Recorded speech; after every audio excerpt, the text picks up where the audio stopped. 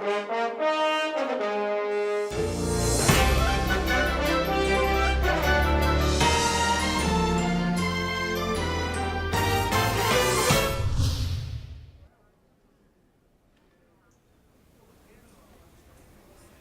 ACC's Board of Governors is a forum that provides leadership for cardiologists across the country.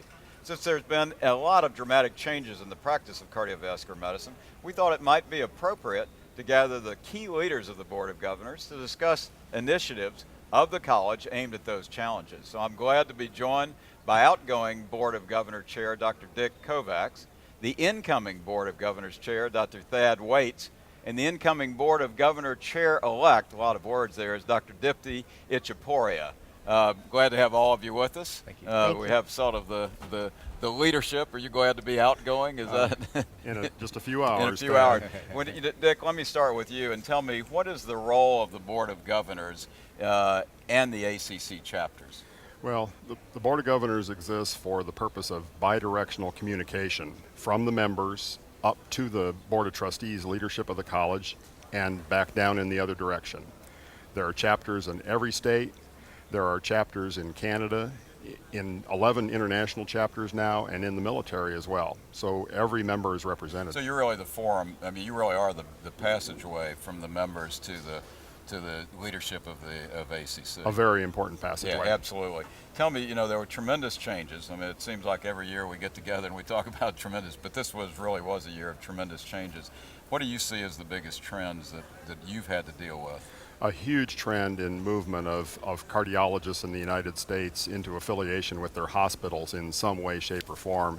And the college surveyed membership in the third and fourth quarter of 2010, and about 40 to 45% of people are moving in that direction or have moved in that direction to hospital affiliation. So that whole process, what it means to them and to people, the few that don't want to get in that situation. It means that now we have a larger portion of the membership that are affiliated with their hospital or owned by their hospital, but we have a stable population of members that are not affiliated, right, and we need to balance their needs and wants. Great. We'll come back to you in a second. Thad, tell me about, what do you see as the biggest goals since you're the incoming chair?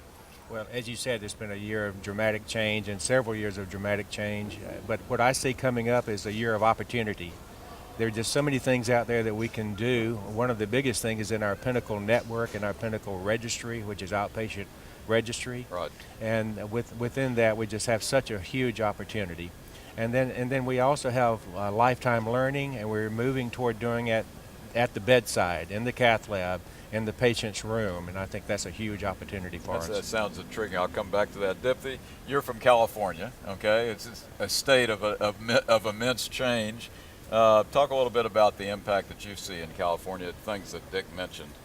Well, I think California is unique in several ways. The most unique is that it has rules against how physicians organize. So we have a corporate bar against the practice of medicine that does not allow hospitals to hire physicians, and that's what makes that the most unique. So what hospitals are doing are pursuing co-management models and foundation models, Kaiser Foundation being the most, most prominent of that.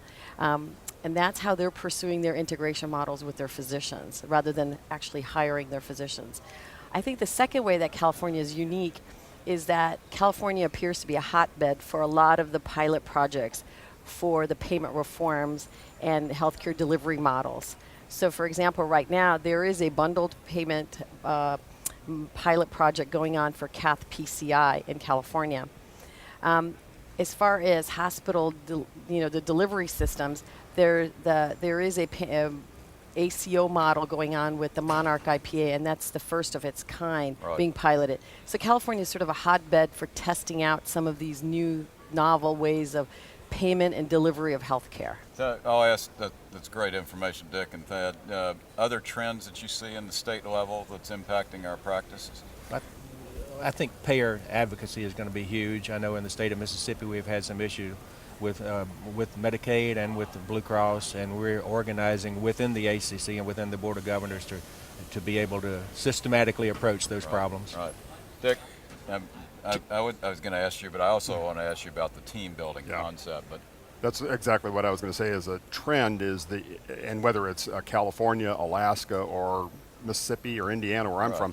from, team-based care is increasingly important, critical Right. to the management of our patients. One of the shining examples was the door to balloon effort, Right. and the team-based approach to care of the acute MI patient.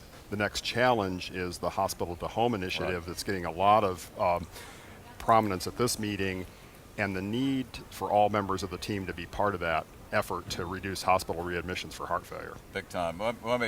Dipti, let me ask you, if you had a crystal ball and you could look into the future, what do you think would be the biggest opportunities that you see for the college and for its members over the next few years? Well, I think that, well, there are many opportunities. I think that in this arena of, payment reform, so different delivery systems and different payment reforms, I think that those physicians that can organize around cost containment by focusing in on quality delivery of health Right. care, using appropriateness use criteria, I think those physicians are going to be the best positioned in this new healthcare arena. So I think that going back to Thad's point about Pinnacle Network, using our focus for appropriateness use criteria, participation in a lot of our quality initiatives will help position our cardiovascular professionals in the best place so that they can compete. I'll give you a good example. If a payer decides to pay medical home and they give a group of primary care physicians X amount of dollars, those physicians are still going to have to refer out to cardiologists. Right. And I think they're going to look towards those cardiologists that provide the most efficient quality care. Good, super. Let me close and ask Thad and Dick. There are all sorts of quality initiatives, and there's been an interesting, and I think the state chapters do a great job, but what do you see as being priorities for the international chapters? I mean, that's a new initiative, isn't it? There is an enormous interest from the international chapters in our registries, Right. so that they can measure what is unique to their environment, and these are unique environments around the world. Thad, are you going to be dealing with that? Yes, and also to say, while it's not international, our Canadian governors, our Right. Mexican governor, with the governor from Puerto Rico, all add a tremendous amount to our Board of Governors. I've learned so much from talking to several of our Canadian governors about the different healthcare systems, and we have a lot to learn from each other. That's super. Well, listen, you've done a great job. Thank you for serving. I'm looking forward to both of you. You get crowned tonight, is that right? I'll be John Boehner. John Boehner tonight. Thank you all Thank for joining you. us, and thank you for what you're doing. It's great. Thanks for having us.